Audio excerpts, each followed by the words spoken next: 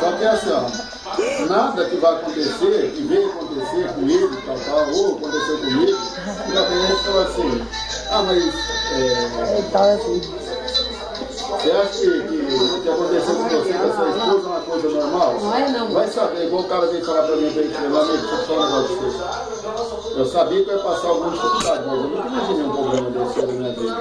E também nunca imaginei também por causa de dinheiro, porque pelo menos na nossa família não existe esse negócio, né?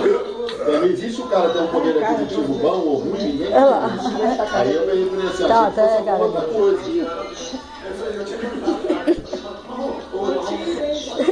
Aí o que aconteceu com o Ari, ele pegou e ficou meio desnorteado. Você vê que você conversa com o Ari? Não, ele ficou pra meu filho, não só meu filho, perdi um filho, vou pegar um. Falei, Ari, não adianta você correr atrás, você tem que ter paciência, tem que ter calma. Aí ele, não. Tá que na hora dela dá certo essa música. Ele tá fazendo errado isso aí, não vai adiantar. Um erro não vai consertar o outro. Se ele não fizer, você que Parece que ele pintou o cabelo de vermelho. Mas aí tem que fazer. Eu vou te falar um negócio assim, pastor, tem um cara que vai lá na hora, vou te falar um negócio, cara, é pastor. Não, mas eu vou dar uma acalmada um tempo.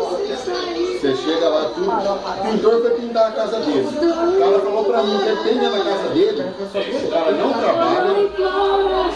Pega um balde lá na sala. Olha, cadê ele? Ele tem um salário de 5 mil reais por mês. É um salário de cara. E o pintor estava lá pintando.